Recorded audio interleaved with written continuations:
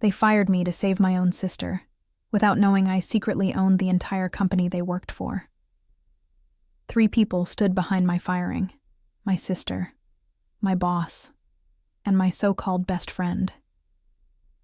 They smiled as they stripped me of my ID badge, like I was some trash to be thrown out. I didn't say a word. I just stared at them, holding back a grin, because what they didn't know was that they had just fired their real owner. If you've ever been underestimated, betrayed, or mocked, this story will hit you hard. Like, share, and subscribe, because this revenge will leave you speechless. 6 months ago, I was just Mike, the guy in IT who fixed broken printers and got no respect. People used to forget I was in the room, even when I was the one keeping the company alive. My sister Ashley joined the company through me. I pulled strings, got her hired, and trained her myself. But the moment she got close to the CEO's son, everything changed. Suddenly, I was being left out of meetings. Emails got accidentally lost. Projects I started were handed off to other teams. Then came the final blow: a fake complaint filed by Ashley claiming I had misused company data. The HR manager, who I later found out was her friend from college, handed me a termination letter with a fake smile. "Mike, you understand. It's for the good of the company. It's not personal." Not personal? She was my sister, and she just cost me everything I'd built. Or so they thought. Because while they were busy playing office politics, I had built something bigger.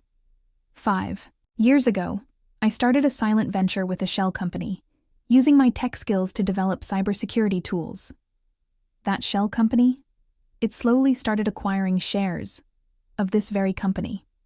I kept everything hidden behind proxies and business names. No one knew.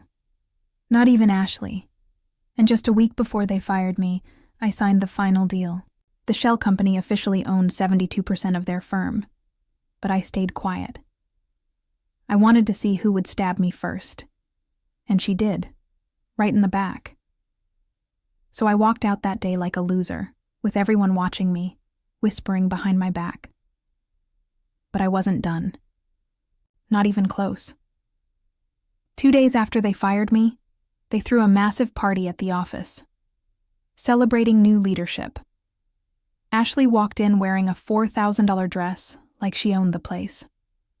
My ex-best friend Todd stood beside her, holding champagne, like he hadn't just stabbed me in the back. They were laughing, toasting, talking about new beginnings. But what they didn't know was that I had already scheduled a mandatory board meeting for that evening, under my real name. At exactly 7:00 p.m., every senior executive received an alert. Emergency ownership review, attendance required. Ashley was confused. "Why is the board calling a meeting without consulting me?" Todd said, "Maybe it's about your promotion. You're about to be officially named CTO." She smiled. But that smile wouldn't last. The boardroom was silent when I walked in. Ashley's jaw dropped. Todd's glass nearly slipped from his hand. The CEO, our uncle, squinted and asked, "Mike, what the hell are you doing here?"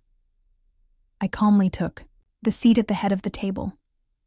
Then I slid a file across to the board's lawyer. "These are the ownership documents. You might want to read them out loud." The lawyer looked confused, until he flipped through the file. Then his eyes widened. "This can't be right. This document shows that a holding company named Cynet Global now holds majority shares of the firm." He turned toward me. "And according to these records, you are Cynet's sole owner?" The room went dead silent. Ashley whispered, "This is a joke, right? He's just an IT guy." I looked at her and said, "Correction, I was your IT guy. Now I'm the reason your paycheck exists." Everyone was frozen. The board members began whispering among themselves. The CEO stood up, angry. "You manipulated us. You went behind our backs."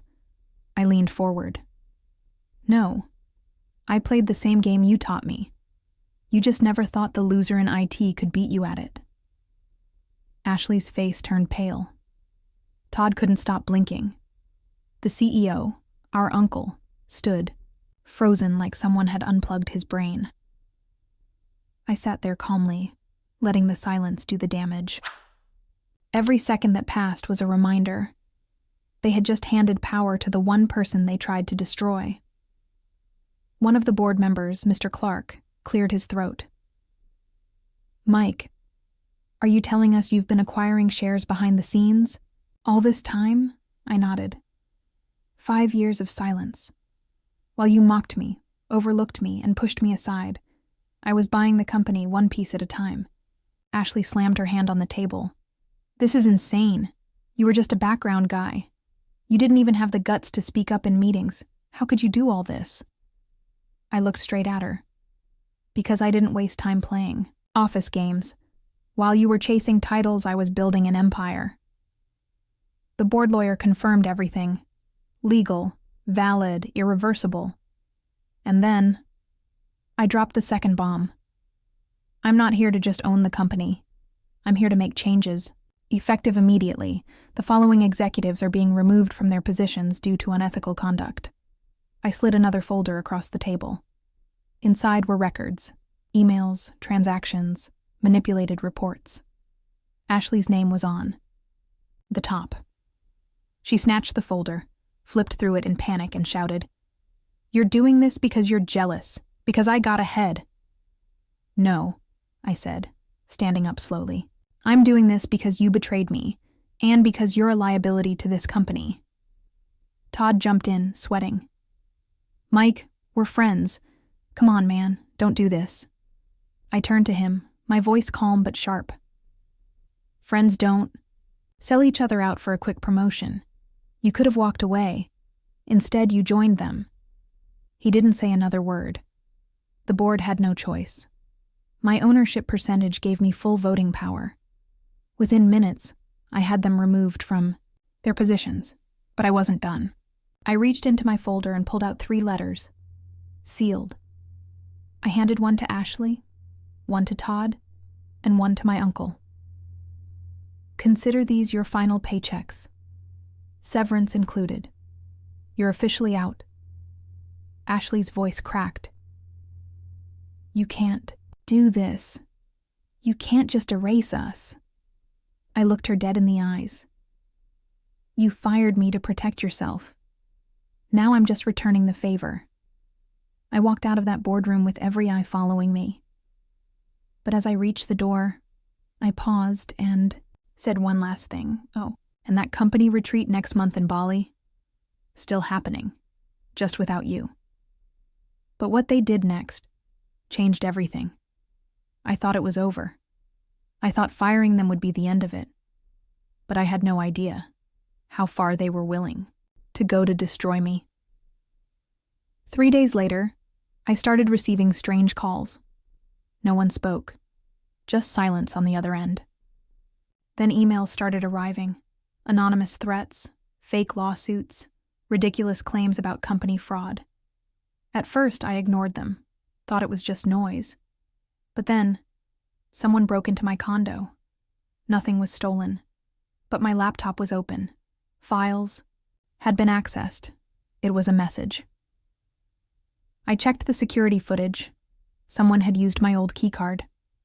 The same one I'd used back when I was just the IT guy.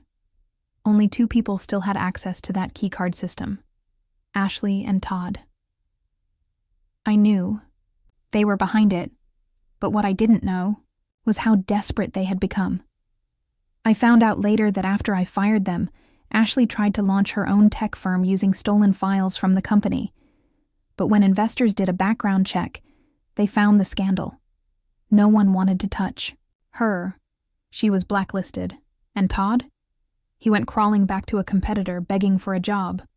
But somehow, every company already knew about what he did. They thought I had leaked it. But I hadn't said a word. They were falling, crashing hard, and they blamed me for all of it. So they came up with one final plan. A plan to take me down completely. It happened at the company's annual shareholder meeting. My first one as majority owner.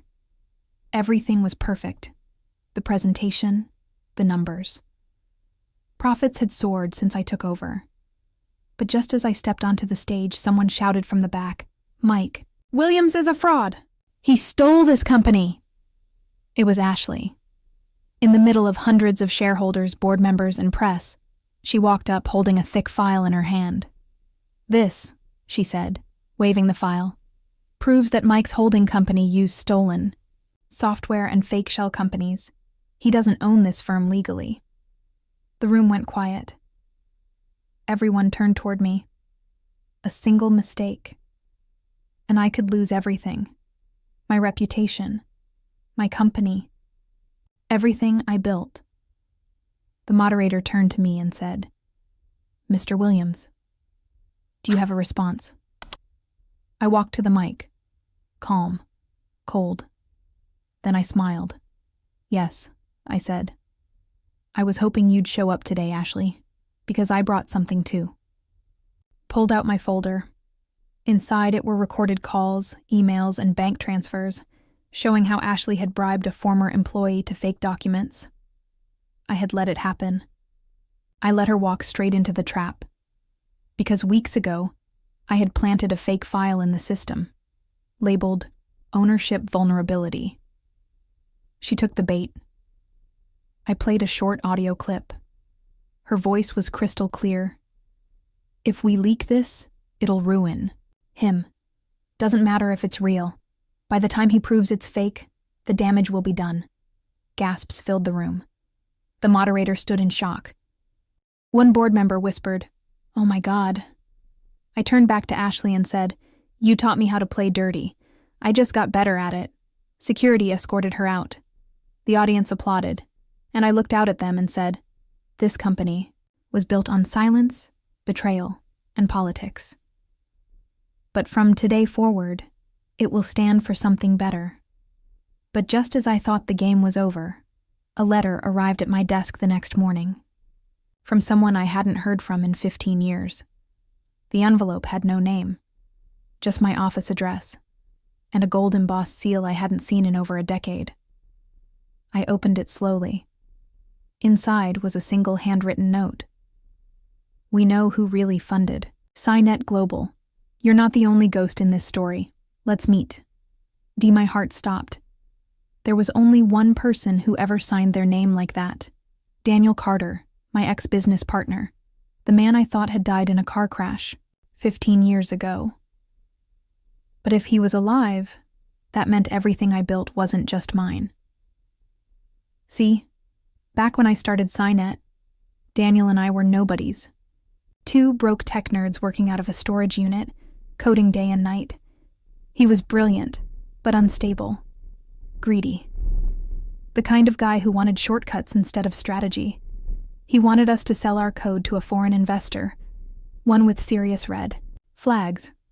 I refused. And then, the accident happened. His car went off a bridge, body never found. I moved on. Built Cynet alone, or so I thought. I followed the instructions in the letter. An empty warehouse on the edge of the city. Midnight. When I arrived, he was already there. Same smirk, same leather jacket, like he hadn't vanished off the face of the earth. "Long time, Mike," he said, stepping out from the shadows.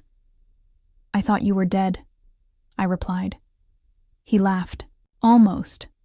But watching you take the company solo, that gave me a reason to come back." Then he pulled out a flash drive and tossed it toward me. "What's this?" I asked.